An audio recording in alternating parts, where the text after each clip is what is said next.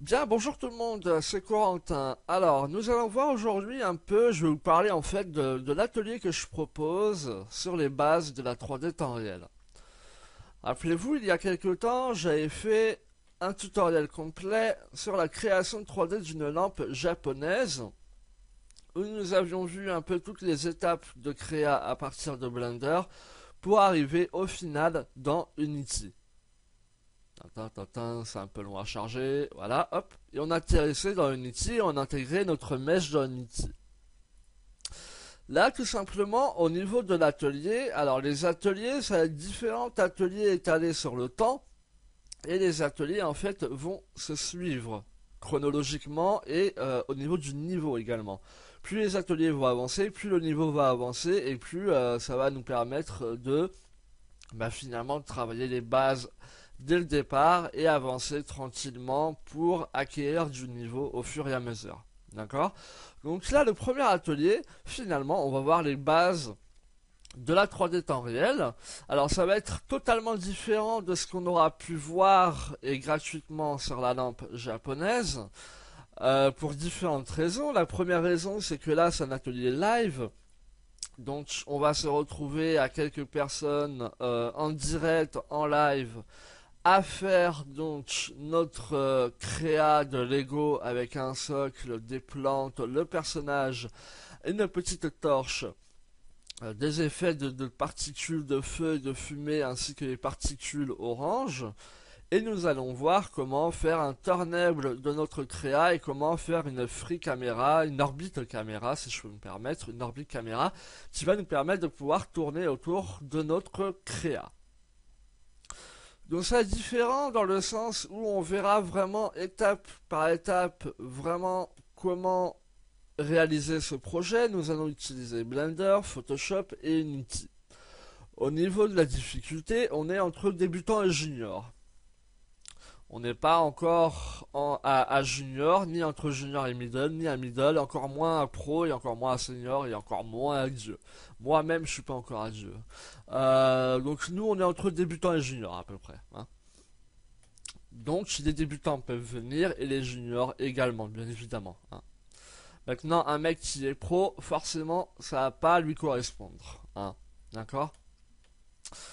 Maintenant, au niveau de l'atelier, qu'est-ce que je peux vous dire? Tout simplement, ce que je peux vous dire, c'est que nous allons voir les erreurs à ne pas faire. Nous allons voir comment faire un dépillage propre, comment faire un baking, quelle map baker, comment la retravailler dans Photoshop, comment l'intégrer correctement dans Unity, comment intégrer son light mapping dans Unity, ou alors comment le créer à partir de Unity, comment intégrer une animation, car on verra que pour faire la rotation de caméra, on se servira d'un cube qu'on fera tourner par rapport au point pivot qui est au milieu, donc à partir de là où est notre élément. On le fera tourner autour de notre élément et vous verrez que ça remplira très bien le travail. Dans Unity, on attachera une caméra au cube et quand on jouera l'animation qu'on mettra en loop time, on verra que la caméra fera un turnable complet, répétable dans le temps. Donc nous allons voir vraiment tous les fondamentaux qui vont vous permettre, après l'atelier, de faire vos propres créas 3D à partir d'un soft 3D. Car bien que nous travaillons avec Blender, ce que je vais vous montrer va être adaptable à tout type de soft 3D, tels que Maya, 3ds Max, Modo, et j'en passe, y en a un taquet, donc voilà. Maintenant, une fois donc, que l'atelier sera terminé, vous allez pouvoir vraiment faire vos propres créas, la démarrer dans votre soft préféré, resuivre toutes les étapes qu'on aura vues et l'intégrer dans Unity. D'accord? Nous allons vraiment pas voir de la programmation dans Unity, hein. Ça faut bien vous le dire, mais on va vraiment voir les fondamentaux pour intégrer du graphique 3D et 2D, notamment avec les textures, dans Unity, voir comment on gère les lumières, qu'est-ce qu'un light mapping, pourquoi faire un light mapping, un petit rototo.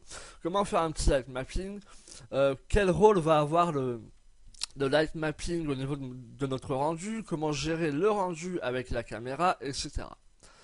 Donc ça, nous allons vraiment voir les fondamentaux. Au niveau de la durée, donc comme je vous ai parlé tout à l'heure, on aura 20 heures de cours.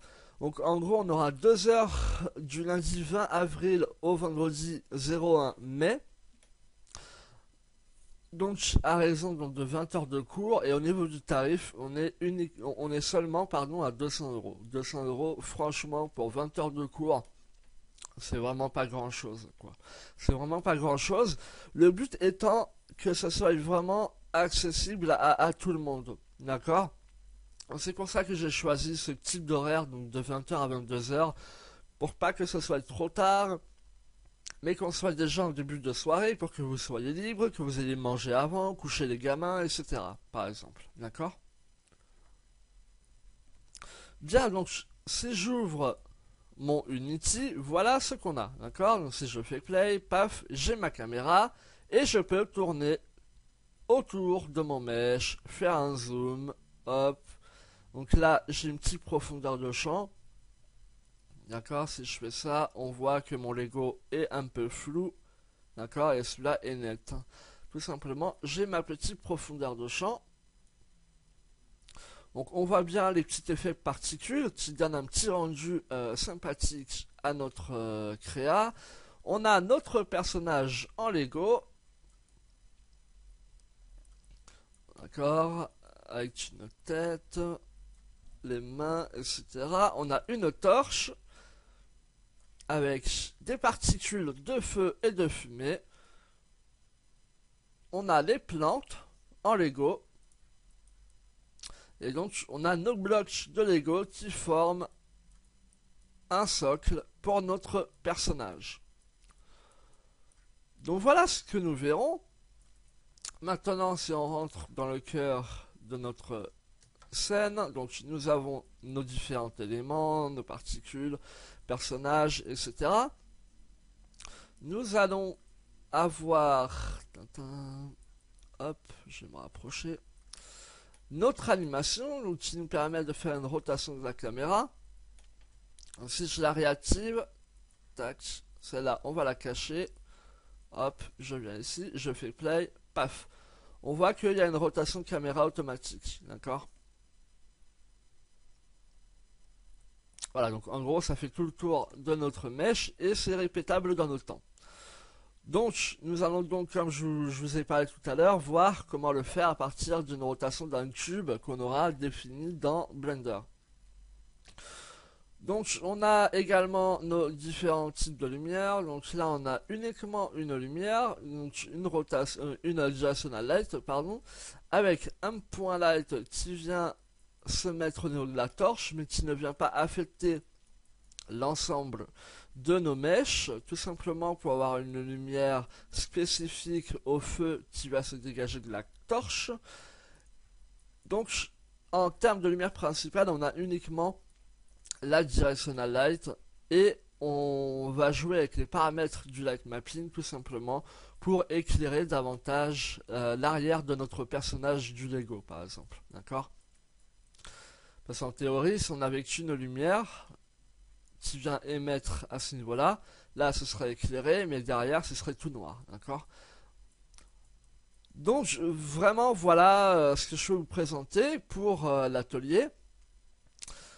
N'hésitez pas à m'envoyer un petit mail dans le cas où vous avez une question. Donc sur mon site web, hop, hop. Mon site web est là. Donc vous pouvez directement me contacter. D'accord? Donc n'hésitez pas à m'envoyer un petit message. Je me ferai un grand plaisir de vous répondre et vous donner davantage d'infos par rapport à ce que vous me demandez. En sachant que c'est vraiment ouvert à tout le monde, que mes ateliers sont relativement cool, j'ai une manière bien à moi de faire apprendre la 3D, qui est vraiment une manière très cool, très détendue, très décontractée. Ça ne veut pas dire pour autant que nous allons pas travailler concrètement, d'accord? Mais on y va dans la joie et la bonne humeur et on déroule. Et vous verrez qu'à la fin, voilà, vous en sortirez encore plus grand qu'au début. Donc voilà, c'est sur ces bonnes paroles, ces belles paroles que je vous laisse et je vous dis à très bientôt.